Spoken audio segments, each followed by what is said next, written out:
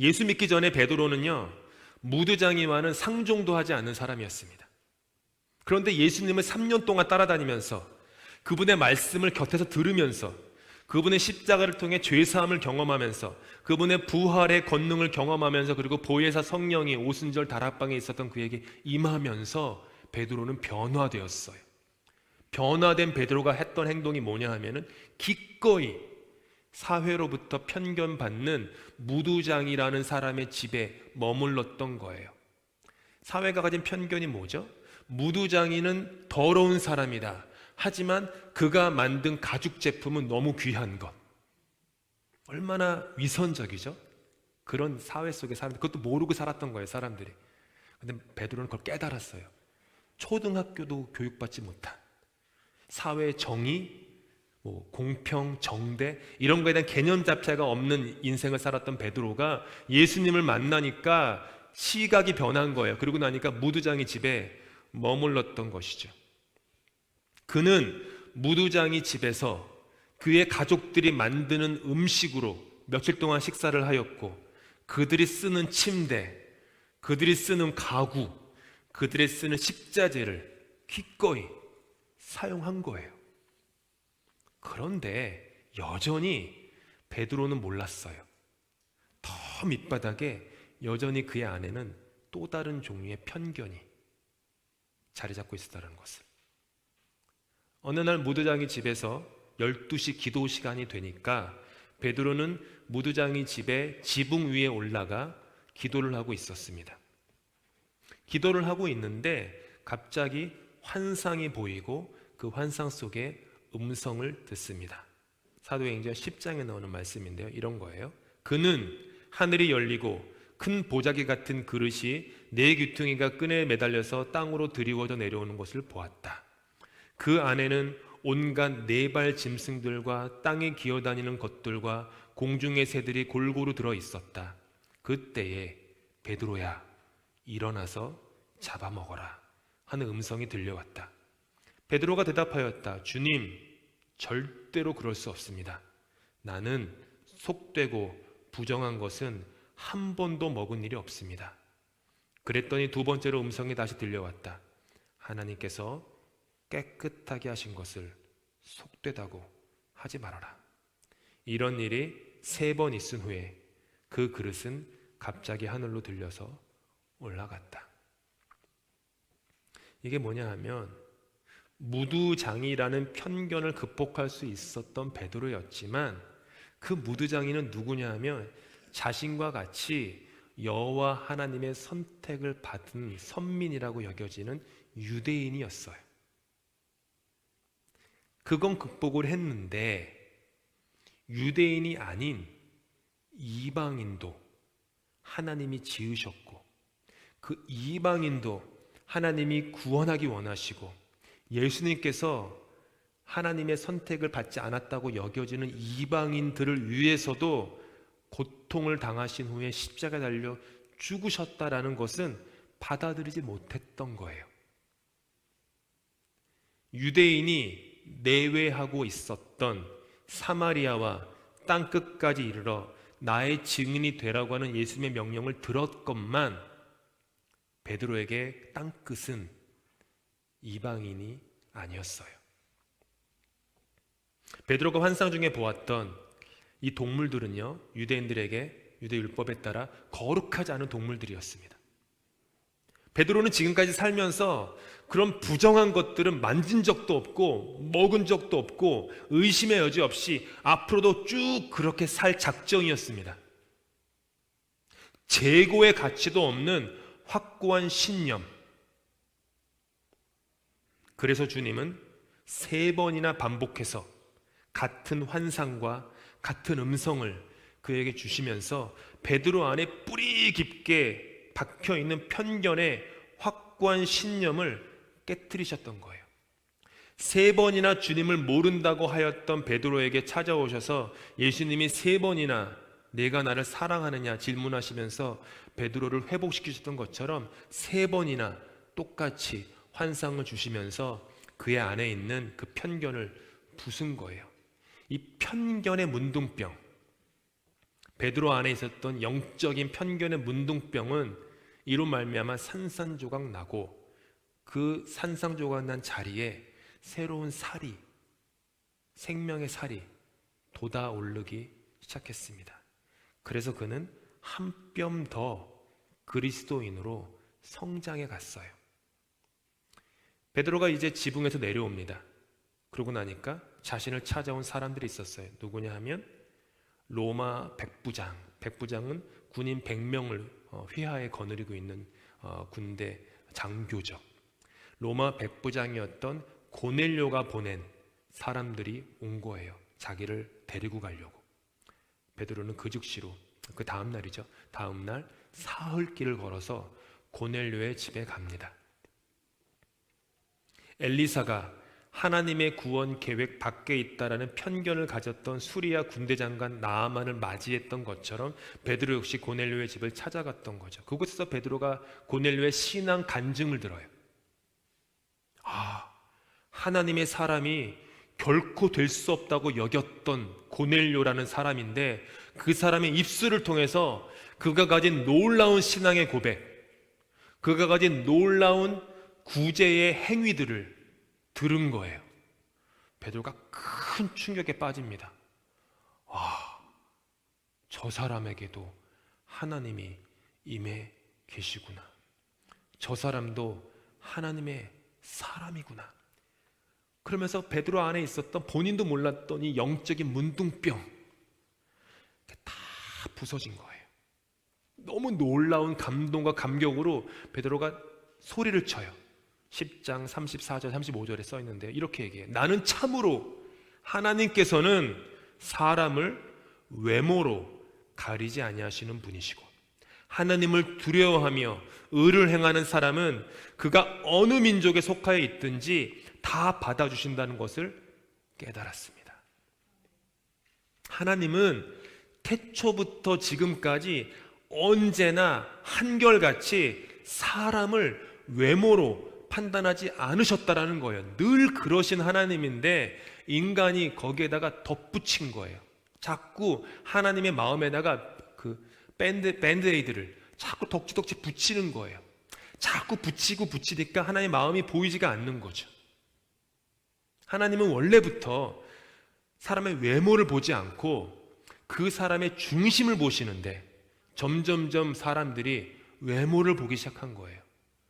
얼굴 색깔, 교육의 정도, 재산의 유무,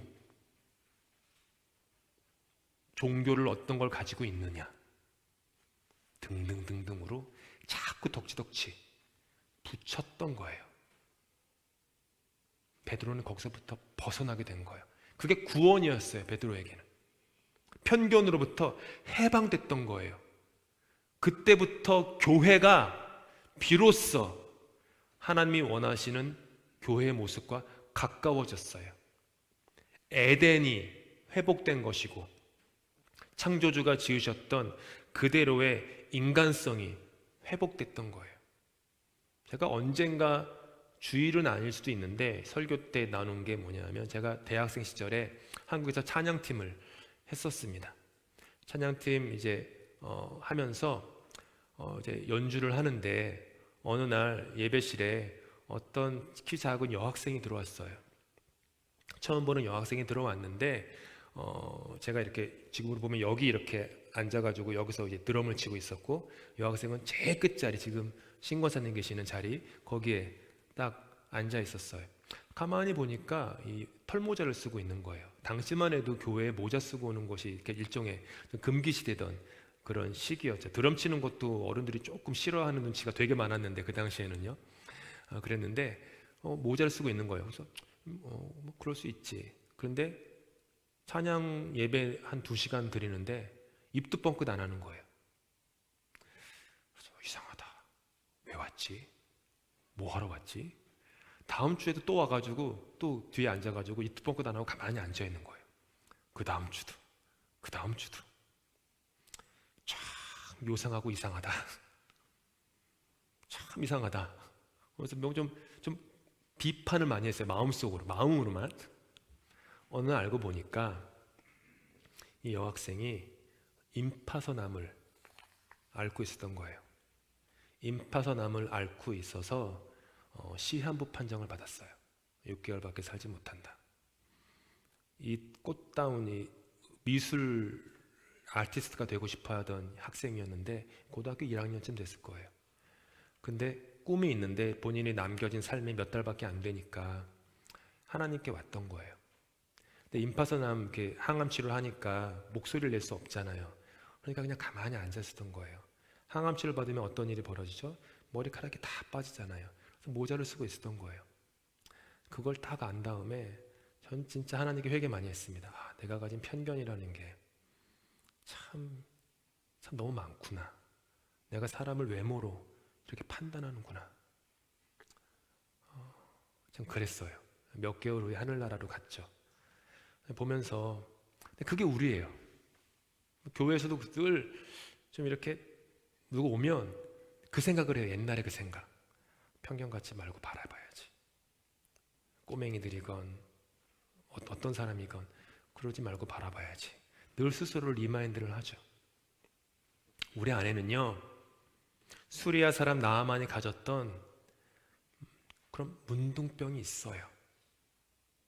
그 문둥병은 때로는 편견, 고정관념, 차별, 자격, 구별, 구분, 여러 가지 마스크를 쓰고 탈바꿈해서 우리 인류를 괴롭힙니다. 그 문둥병의 손에는 언제나 그 잣대가 쥐어져 있어서 그 앞에 줄을 긋고 줄 이편의 사람과 줄 저편의 사람으로, 선한 사람과 악한 사람으로, 하나님 편과 사탄의 편으로 이렇게 줄을 그어요. 피부에 살점이 붉어져 나오듯 날것의 혐오를 상대에게 토해냅니다. 뉴스 많이 보잖아요. 근 한 10년 전부터 날것의 그 혐오를 그 필터링 없이 내뱉는 이 온 지구촌의 이 모습들. 예전에는 그래도 하지 말라니까 마음에 있어도 내뱉지 않았는데 이제는 언젠가부터는 그냥 누구 때문이라고 얘기 안 하지, 미국에 누구 때문에 얘기 안 하겠지만 막 내뱉는 거예요. 그렇게 몸의 지각이 마비되듯이 진리에 대해서, 사랑에 대해서 무감각해집니다. 근육의 힘이 상실되듯이 나와 다른 사람의 손을 잡아줄 힘이 없어져요. 발의 힘이 없어지니까 타인을 향해서 한 걸음 더 나아가지 못해요. 얼굴 모양이 변형되듯이 마음의 얼굴이 굳은 미움으로 변하게 돼요. 수리아 사람 나아만처럼 영적인 문둥병에 걸린 우리, 영적인 문둥병에 걸린 이 사회, 이 나라, 주님의 구원이 필요합니다. 교회는요, 엘리사처럼, 베드로처럼 사역을 하라는 부르심을 받은 곳입니다. 사역은요, 멋진 프로그램, 세련된 교육시설, 화려한 조명, 수준 높은 찬양팀의 음악만을 의미하는 것이 아닙니다. 교회의 사역은요, 교회가 세상에 줄 수 있는 유일한 선물이에요. 왠지 아세요? 교회의 사역은 신뢰이기 때문이에요. 그게 교회가 하는 사역의 전부예요. 우리가 밥을 하건 노래를 하건 청소를 하건 아이들을 가르치건 밖에 나가서 누구를 구제하건 그 모든 교회 사역의 밑바닥에는 이 신뢰가, 트러스트, 이게 있어요. 그게 교회가 세상에 주는 선물이에요. 사역이 신뢰이고요, 신뢰가 사역입니다. 하나님을 신뢰하는 것이 사역이에요. 내가 어떤 일을 행하는 게 사역이 아니라 하나님을 신뢰하는 것, 하나님의 말씀을 신뢰하는 것, 그게 사역입니다. 그리고 하나님으로부터 지음받은 사람을 그 사람 그대로 신뢰하는 것, 그게 사역이에요. 하나님께서 깨끗하게 하신 것을 속되다고 하지 말아라. 베드로에게 주어진 이 말씀, 저에게는 사실 이 말씀이 개인적으로 되게 중요하게 여기는 말씀입니다. 제가 인생 살면서 어떤 중요한 결정을 하게 돼서 갈등하고 고민하면서 너무 이걸 어떻게 결정해야 될까? 내가 어떤 마음의 결을 가져야 될까? 한참을 기도하다가 무릎 꿇고 기도하던 중에 주님께 주신 응답이에요. 동희야, 내가 깨끗하다고 한 사람을 너는 절대로 속되다고 판단하면 안 돼. 저한테 주신 말씀이에요. 네가 보기에 그 사람의 겉모습이, 외모가 어떻다고 하더라도 내가 그 사람을 깨끗하게 했으면 that's it. 너는 절대로 그 사람을 너의 기준으로, 너의 잣대로 속되다고 해서는 안 돼. 오늘 성가대 고백한 사랑에 대한 것, 그게 다 거기에 들어있는 거예요. 그래서 딱 이 말씀 받고 결정했어요. 어떤 마음으로 내가 어떤 결정을 할지에 대해서. 베드로도요, 이 말씀을 신뢰해서 사역의 길에 발을 내디뎠습니다. 말씀을 신뢰하는 신뢰를 가질 때 나의 작은 그릇을 넘어서 말씀의 크기만큼 나 자신을, 다른 사람을, 세상을 품을 수가 있어요. 이 신뢰는요, 내가 예수 그리스도의 사역을 이어받고 있다는 증거입니다. 런던 한인교회가 세상에 줄 수 있는 게 뭘까요? 신뢰입니다. 신뢰. 하나님을 신뢰하고 그분의 말씀을 신뢰하고 그분이 사랑하는 사람을 편견의 잣대 없이 있는 그대로 그 사람의 인간됨을 바라볼 줄 아는 그 신뢰. 말씀을 더욱 사랑하십시오. 타인을 마음에 담을 수 있도록 영혼의 그릇을, 그 크기를 좀 더 키우십시오. 여러분 영혼의 키를 한 자 더 키워서 담장 너머에 있는 하나님의 신세계, 나라를 보실 수 있기를 예수님의 이름으로 축복합니다. 내가 너로 편죄하며 나의 모든 선함으로 너의 앞을 지나며